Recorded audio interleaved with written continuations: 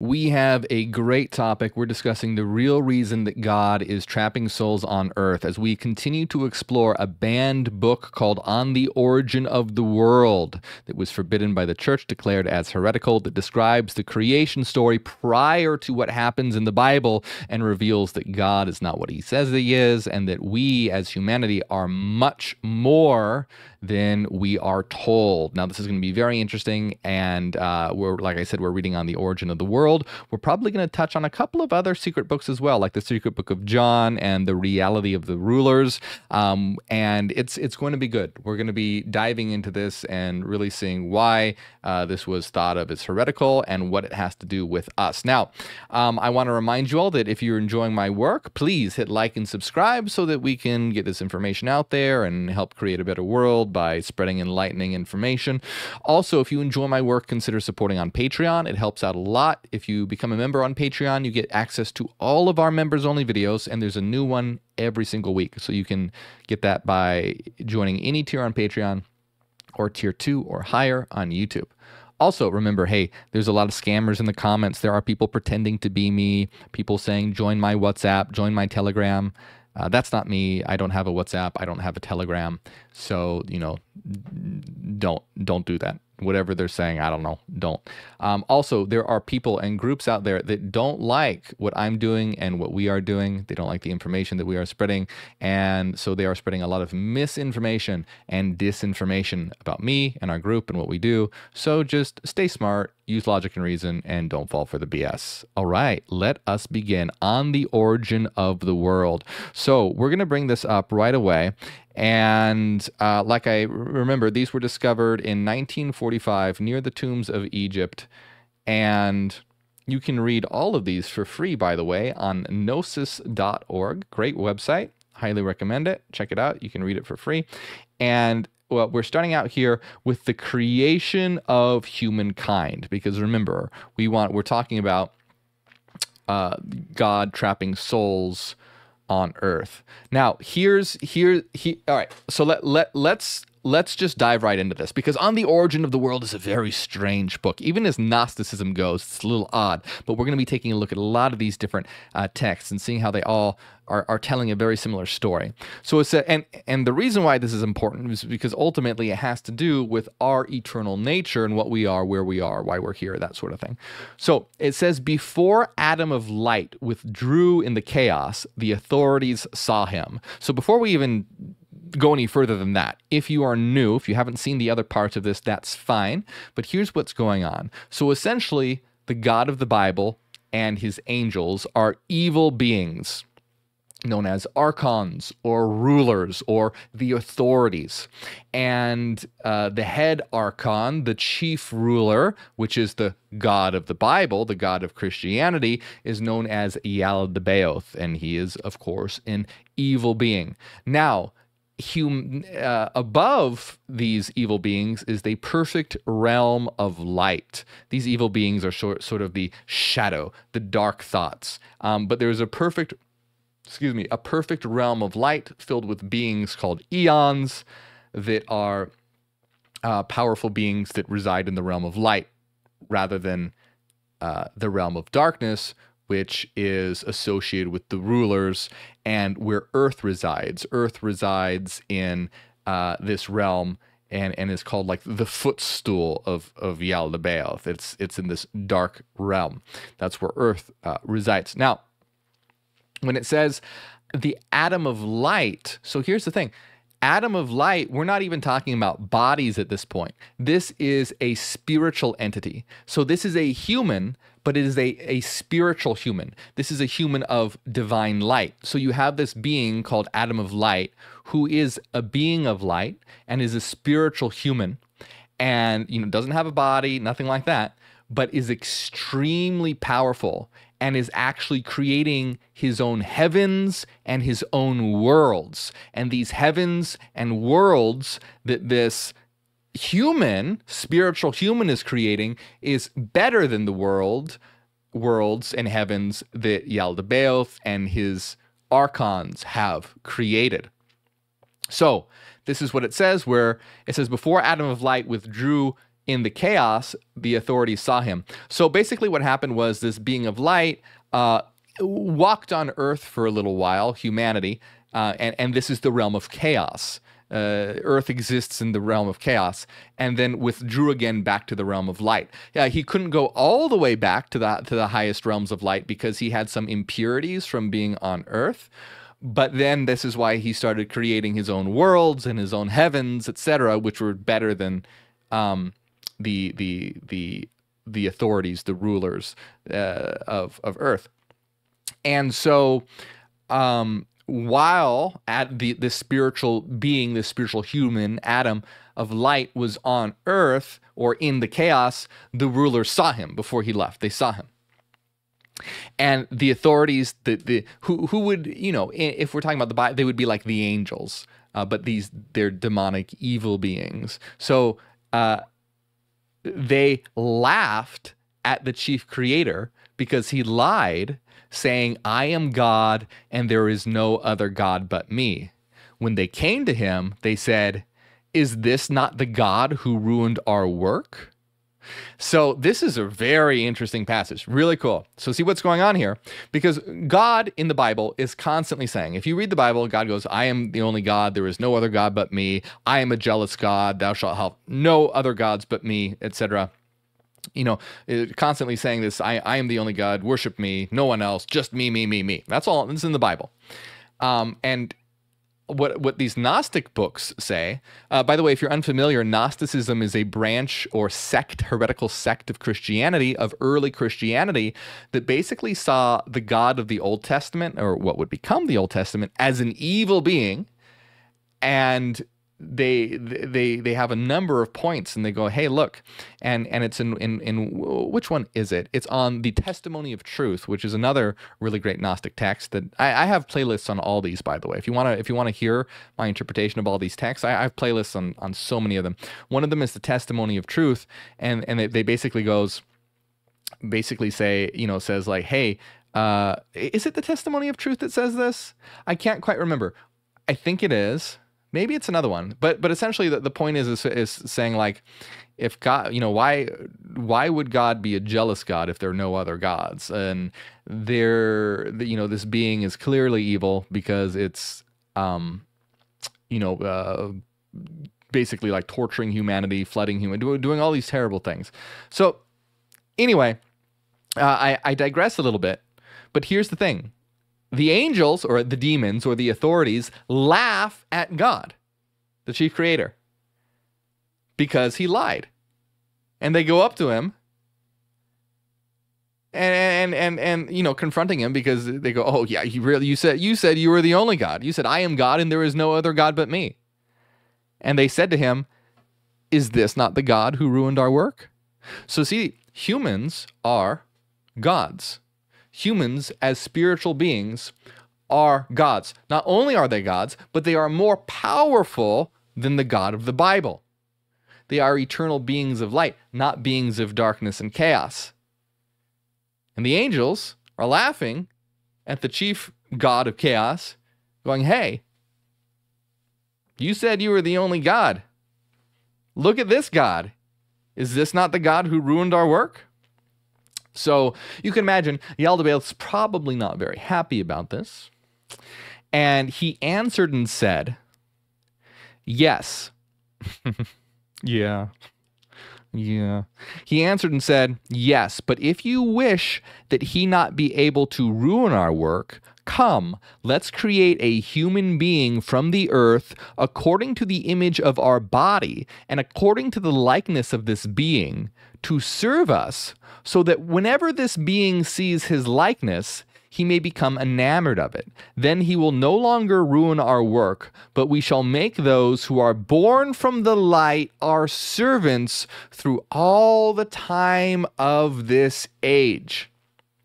So what their plan is that they're going to create a human being from the earth according to the image of their body. Now, if you remember, in the Bible, it says, let's create a human according to our image. Now, remember, that's another big, that I've talked about this before. If you read in the Bible, They say our image, we, and us a lot. And this is a big problem for monotheistic Christianity that says there is only one God when you've got a lot of we's and us's and ours in the creation. And this is, of course, because Christianity, or even Judaism, is based on a much older religion, the Canaanite religion, and there were multiple gods. There was El Shaddai, El Elyon, Baal, a lot. My memory is a little fuzzy, but there were Asherah, multiple gods, and it wasn't until later that the Canaanite religion sort of translated. The religion morphed. In the beginning, it was a polytheism. There were multiple gods. Then it became a henotheism, which means there were multiple gods, but one was the most powerful. That's when Yahweh came onto the scene, which was a war god, and started to be seen as the most powerful. Then it morphed into a monotheism. So first it was a polytheism, then Yahweh came onto the scene and sort of became the most powerful God, and then all gods were phased out. It became a monotheism, and Yahweh would be considered the only God. But anyway, getting a little off track, but going back to this, Yaldabaoth, the chief ruler god, says, let's create a human from our image, from the earth, according to our body. And so they're creating a earthly human body, and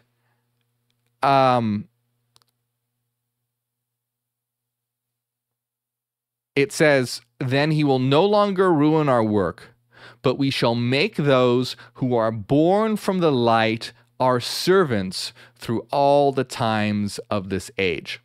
So you can see that clearly what's happening here is that this God is jealous of the power that human beings have as spiritual beings. And so they are creating bodies to trap beings of light to be their servants. So they're creating these traps so that beings of light will be their servants. And this theme is everywhere in the Gnostic texts. I read last time in the Secret Book of John, in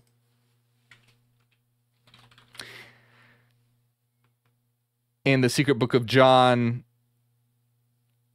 it says, Adam was brought forth into the shadow of death. They intended to make him anew from earth and water, fire and wind, which are matter and darkness desire. They all became a tomb, a new kind of bodies. Those thieves bound the man in it, enchained him in forgetfulness, made him subject to dying. So this one, it's slightly different, but the theme is still the same. So you have Yaldabaoth and his demons creating a body, trapping the Adam in this body, made him subject to forgetting and subject to dying, decaying, so that it wouldn't remember what it was, and that it wasn't actually a being of light. So we have a very similar thing happening right now On the Origin of the World. So again, so that they want to make all those who are born from light our servants through all the time of this age. Now all this came to pass according to the forethought of Pistis, in order that humankind might appear after this likeness and condemn them on account of their fashioned bodies. And their fashioned bodies became fences for the light. So see, in the Secret Book of John, it describes the body as a tomb. On the Origin of the World, they describe it as a fence. The bodies are like fences for the light. Now we have a lot more to talk about here, but Gnosticism looks at the world as being very evil, a very nefarious place, a world of darkness and destruction.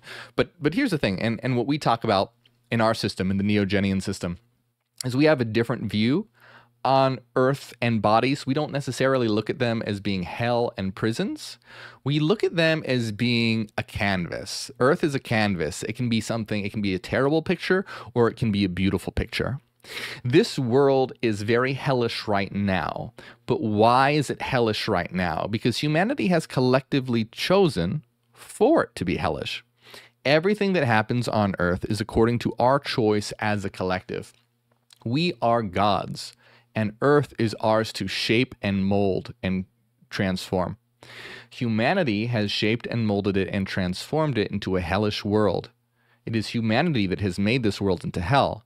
But we can transform it into heaven. We can create the kingdom of God, the kingdom of heaven now. We are the shapers, we are the creators, we are the transformers. And that's exactly what we do as the Neogenian system.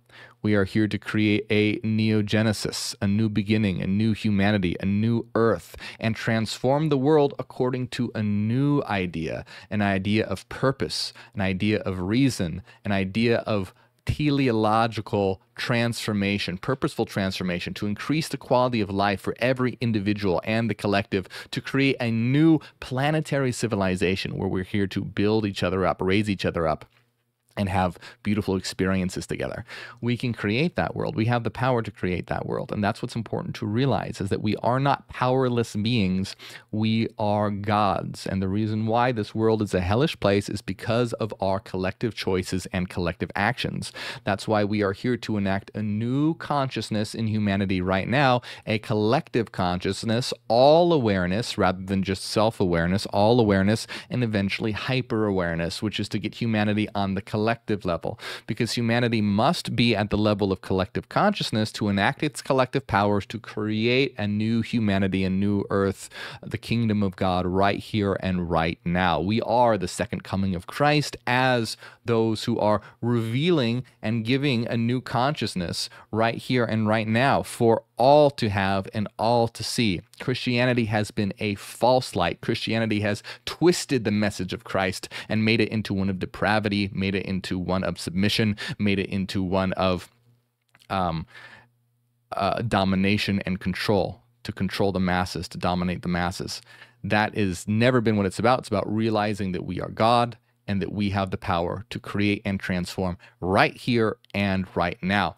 And this is exactly what it says in the beginning of the Gospel of Thomas, where Jesus said, "Whoever finds the correct interpretations of these sayings will never die." Jesus said, "The seeker shall not stop until he finds. When he does find, he will be disturbed. After having disturbed, he will be astonished. Then he will reign over everything.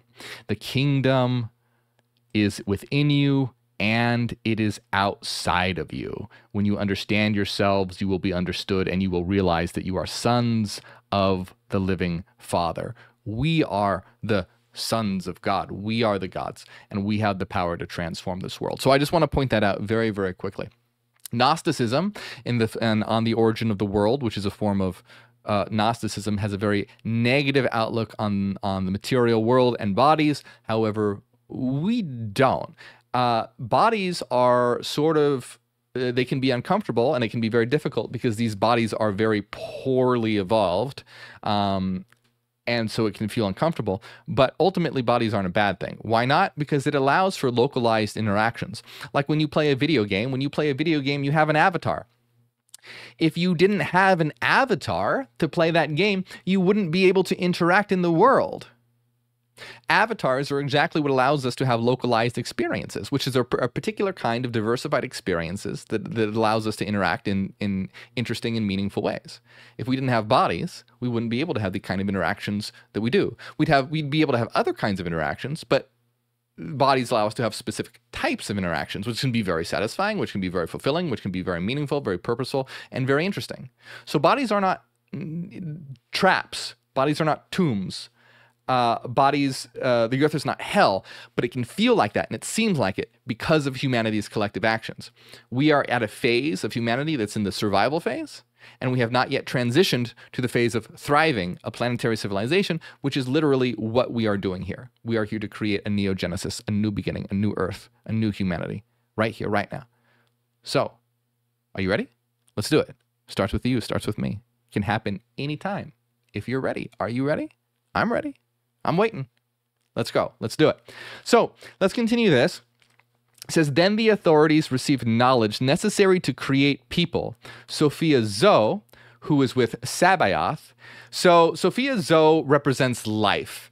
And and then Sabaoth is a being that, so this is very interesting. This is, On the Origin of the World, very interesting book. So you have Sophia Zoe, who represents life, and Yaldabaoth earlier actually created death in anger, because one of his sons or offspring, known as Sabaoth, was not a fan of Yaldabaoth and what he was doing in his realm of chaos, and rebelled against Sabaoth. Sabaoth rebelled against Yaldabaoth and had sort of a war in heaven and joined the realm of light. And you see there's some similarities, to the story of Lucifer, who rebelled against God with angels and had an association with light.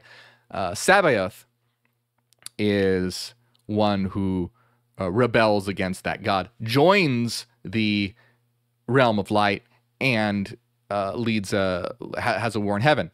So you have Sophia Zoe, who is with Sabaoth. So these are now, Sophia Zoe represents life. She's a being of light. Sabaoth, interestingly, was the offspring of Yaldabaoth, but he joined the realm of light. These are very interesting, cool stories, aren't they? I really enjoy them. Very, very cool, very interesting. So you have now Sophia Zoe and Sabaoth, who are watching. Zoe is life, Zoe or Zoe, however you want to say it. Zoe or Zoe, they are life with Sabaoth, and they're watching what Yaldabaoth. And remember, Yaldabaoth is the creator god, the god of the Bible, with his demons and archons and angels, and they're seeing them create people, bodies. And so they laughed at their decision because they were blind. In ignorance, they created him against themselves. They do not know what they do. Because of this, she anticipated them. She created her human being first in order that he might tell their fashioned body how to scorn them and thus how to escape them. Now, this is interesting. So it's never said directly who this is, but it has it's the well, let's go. You're going to see very, very Christ-like similarities. So let's read this first, and you'll see what's going on here. It says, now the birth of the instructor occurred in this way. So remember, what Sophia Zoe is doing, life, as she watches Yaldabaoth create all these bodies, she goes, okay, well, she's going to create her own human first so that human can tell the fashioned bodies, the material bodies, how to scorn them and escape from them. So basically, how to liberate the beings of light from their bodies. How to escape. So now the birth of the instructor occurred in this way. When Sophia let a drop of light fall, it floated on the water. Immediately a human being appeared, being androgynous. She molded that drop first as a female body. Afterward, she molded it with the body in the likeness of the mother who appeared, and she finished it in 12 months. An androgynous human being was conceived, who the Greeks call hermaphrodite, while the Jews call his mother Eve of life, that is, the instructor of life. Her child is the creature who is Lord. Afterwards, the authorities called it the beast in order to lead their fashioned bodies astray. The meaning of the beast is the instructor, for it was found to be wiser than all beings. Moreover, Eve is the first virgin who gave birth without a man. She is the one who functioned as her own midwife. So this is very, very interesting here. You kind of have a lot going on. You have this instructor being created. Remember, on the origin of the world, it's very strange, even for Gnosticism. But you have this instructor being created so that he can, or they can, thwart Yaldabaoth's plan Yaldabaoth's idea to trap beings of light. So Zoe is creating this instructor so that they will be able to liberate these bodies by giving them information to be able to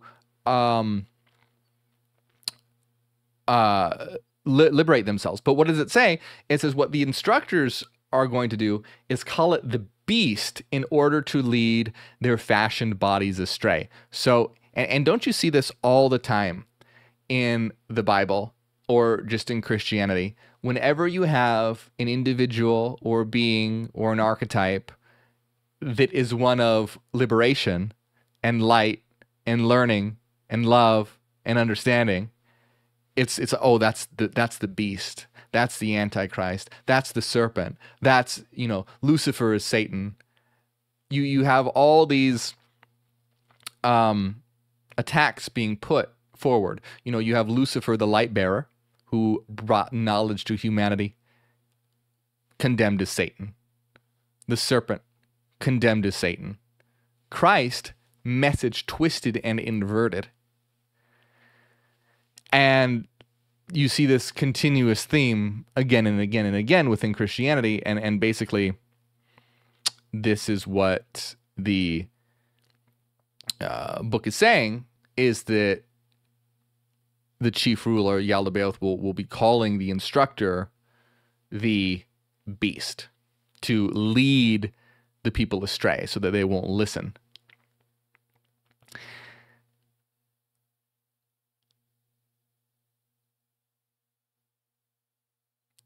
And then it says, on account of this, it is said concerning her that she said, and this is the Song of Eve, I am part of my mother, and I am the mother. I am the wife, I am the virgin. I am pregnant, I am the midwife. I am the one who comforts during labor pains. My husband produced me, I am his mother. And he is my father and my Lord. He is my potency. What he desires, he speaks with reason. I am becoming, but I have borne a lordly man. So, you have, sort of this dichotomy of both, like, I am the wife, but I am the virgin. I am pregnant. I am the midwife. You have one that is, sort of all these within itself, very self-reliant in having these qualities within itself. Oh yes, that's another thing that I wanted to point out as well. I very much forgot. In a lot of Gnosticism, femininity is celebrated as powerful and liberating. And in Christianity, so for example, in Gnosticism, Eve is often celebrated for having eaten the apple, and in some stories, Eve's higher self is literally the serpent. And it's not in a negative way, it's in a positive way, the one who liberated humanity. And of course, in the Bible, the serpent is condemned and Eve is condemned as well. And if you even go into the New Testament, it said that women aren't allowed to speak in church. Women can't have authority over men. Men have to submit to their husbands in everything. And why?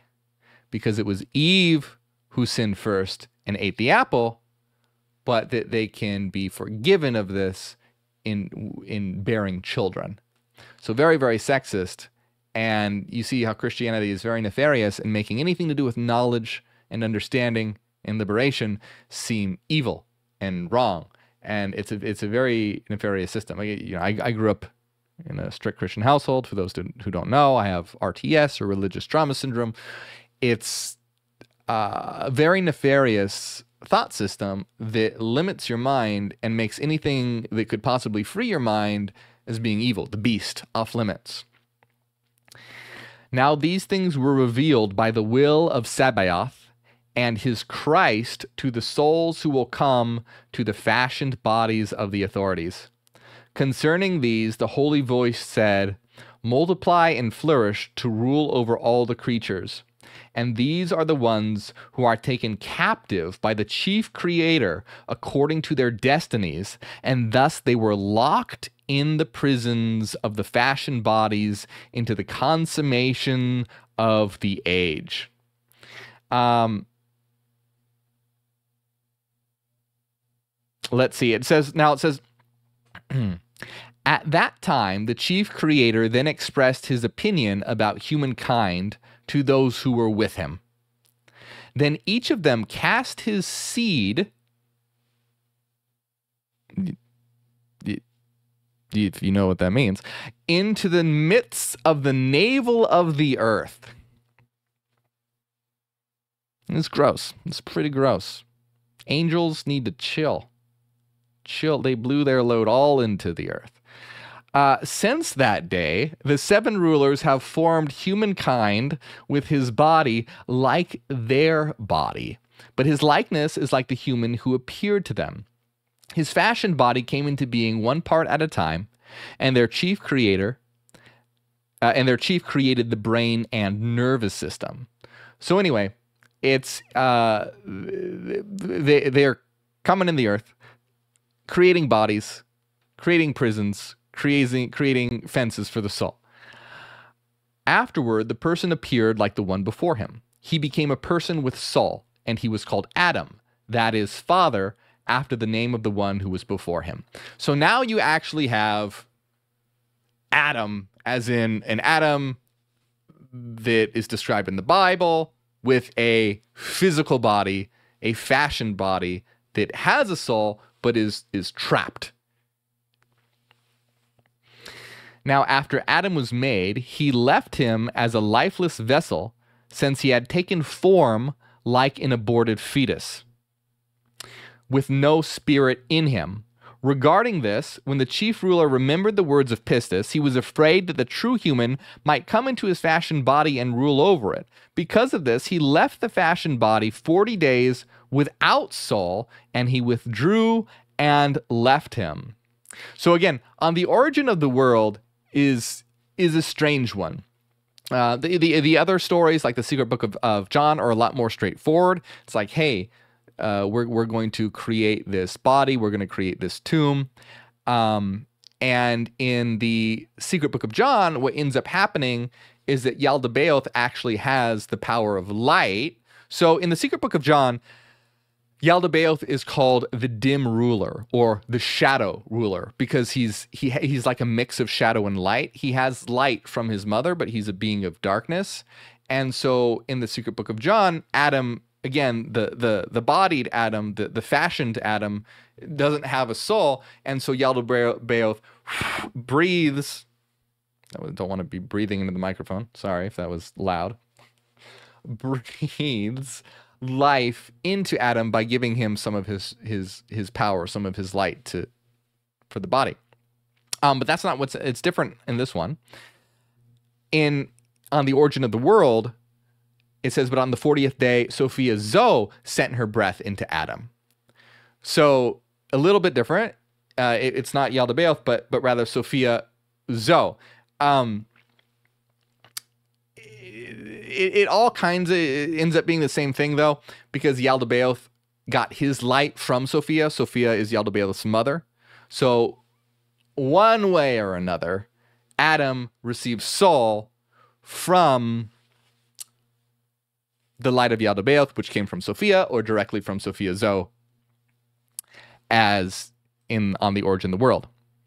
So, but on the 40th day, Sophia Zoe sent her breath into Adam, who was without soul. He began to move upon the earth, but he couldn't stand up. Now, when the 7 rulers came and saw him, they were very much disturbed. They walked up to him and seized him, and the chief ruler said to the breath within him, "Who are you? And from where have you come?" It answered and said, "I came through the power of the human for the destruction of your work." Now, interesting. So listen. This is weird. When they heard, they glorified him because he gave them rest from their fear and concern. Then they called that day the day of rest because they rested themselves from their troubles. And when they saw that Adam could not stand up, they rejoiced. They took him and left him in paradise and withdrew up to their heavens. Okay, so here is what I am what I think is the interpretation of this. So you have this lifeless body, you have Adam. Sophia Zoe, they basically, the rulers are afraid that the Adam of light, the spiritual Adam, is going to sort of come into this body. It says he was afraid that the true human might come into his fashioned body and rule over it. So they were afraid of that, and so they left it there, sort of lifeless. But then Sophia Zoe comes over and breathes life into Adam, and so then he begins to move, but he couldn't stand up. Then the seven rulers came along and were like, "Whoa, what's going on here? Our body is animated now. Who is this? What being is this that has, taken this form?" And they said, "Who are you? Why have you, and from where have you come?" And it said, "I came through the power of the human for the destruction of your work." And it says, "For when they heard, they glorified him because he gave them rest from their fear and concern." So this might seem a little strange at first, because it might be like, well, wait a minute, why are they glorifying him, and why are they feeling rest from their fear and concern if it just said, "I basically came here for the destruction of your work"? Well, in my opinion, it's because it seems like they're rejoicing because they're thinking that they have restrained this being, because it says, when they saw that Adam could not stand up, they rejoiced. Basically, it seems like that they're like, okay, this being, or part of this being, or a power of this being, or some kind has entered this body, but it can't even stand up. Like, we don't have to be fearful. We don't have to be concerned that this being is going to destroy our work anymore. Look, it can't even stand up. So when they saw that it couldn't stand up, they rejoiced. They took him and left him in paradise and withdrew up to their heavens. So this is, again, they leave him in the Garden of Eden. They go, "Aha, you can't do much. You can't even stand up. Go to your paradise. Go to your room. And we're going to go to our heavens and chill out because we're tired because we just came all over the earth." That is essentially what is occurring here. So you have this idea of humanity being divine. Now, where this divinity comes from depends on what you're reading, but ultimately, we are beings of light, not beings of darkness, according to Gnosticism. We are beings of light, not beings of darkness, and we are trapped in bodies that are modeled after darkness and made from earth and chaos. So it is our bodies that are trapping us as divine beings, and God's intention is to keep humanity from becoming more powerful than him. And this theme is in the secret book of John. Oh, it gets into so much detail about how all these different things that Yaldabaoth does to keep this human from remembering, splitting it into two beings, and the flood is involved. All this stuff is occurring. But basically, you have Sophia Zoe, who is intending to have a human who is going to be one who liberates the other humans by giving them information so that they can know what they are. And as you see, this is completely different from Christianity, because you can see obviously that that's the Christ figure. In Christianity, it's not about knowledge, it's not about knowing, it's not about any of that. It's about faith and worship. You have to have faith in Jesus and worship Jesus. You're not as good as Jesus. You're less than Jesus. You're broken and dirtied and flawed. You have to be submissive to Jesus and God, Yahweh, which would be Yaldabaoth. But of course, this in Gnosticism, it's completely different. Christ, or the Christ figure, or the instructor, the Savior archetype, is to give one the knowledge to be able to realize what one is, so that one can break free from these bodies and realize that one is more powerful than God, and that we are gods in our own right. Now, once again, I want to emphasize, because I always want to emphasize this, that I like Gnosticism a lot, but Remember, this is all allegorical. And my position is not that, and our position in the Neogenian system is not that the earth is evil or that bodies are evil necessarily, but that it has become that way because of our collective choices and actions, and we can create a much better world right here and right now when we reach a new level of consciousness. And that's important to understand. And I always want to drive that home, because when you constantly have people trying to reach heaven, or trying to reach nirvana, or trying to ascend to a higher plane, or trying to escape from the evil world, no one's going to try and create a better world. If you are obsessed with escapism and running away, this world won't become a better place. Imagine if everyone who was obsessed with heaven and nirvana and ascension and all that instead focused all their energy and power in creating a new world. We'd have a new world overnight. The beginnings of one, anyway.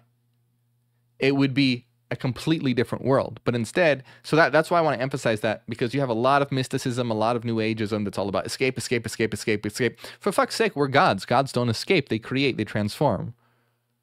Escaping is not what one does as a divinity. So now this is not to say that there aren't higher realms that we can ascend to. Absolutely. But this is a step in our way to doing that. It's sort of like a training ground. To be creators, well, let's start with Earth. We will create and transform Earth.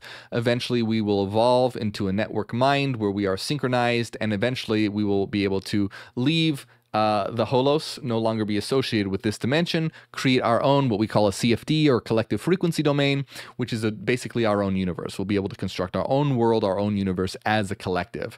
You can think of it as like a new dimension, a different dimension, where we can create our own world, our own universe, through our collective frequency patterns as eternal minds. Now, so I'm not saying that there is no ascension aspect, if you want to call it that. There is, but first we need to focus on creating a better world right here and right now. This is step one. This is the phase that we're at. We can't skip. This is the phase where we're at. So this next part is very, very interesting. Now Eve comes onto the scene, and Eve is awesome. Eve always is great in these stories. But it says that we're going to talk about how the rulers, I can't even say this word because it's on YouTube, but defile Eve. They defile Eve. But it's not it, and this is a very, very common theme on the origin of the world, the secret book of John, the reality of the rulers. This happens, but we're going to see that it's Eve sort of gets the better of them. I don't want to give it too much away, but next time we're going to really focus on Eve and the power that Eve has, which is really great. Like I said, I don't want to give too much away, but next time, like this time, we were focusing mostly on just the creation of humanity in general.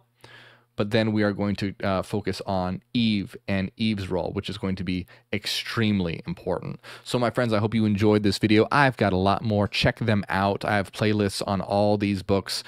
You can check them out on my channel. On all the reality rulers, Secret Book of John, Testimony of Truth, The Secret Gospel of the Egyptians.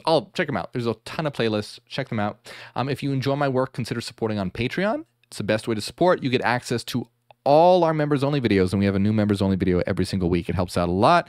You can access that by supporting on any tier on Patreon or tier 2 or higher on YouTube. And as always, hey, look, don't feel obligated to support monetarily. Seriously, it helps, but only do so if you feel happy about it, if you feel good about it, if you want to. There are plenty of free ways you can support, like liking and subscribing and sharing. On that note, I do want to shout out those who do support. I appreciate it. Thank you to Renaissance Fairy, Cassidy, Angela, the Halloween Mom, DB, Enki, Nuselina, Paul Rogers III, Eric Fire, Massam, Ryan, Christopher, and everyone else. Thank you very much.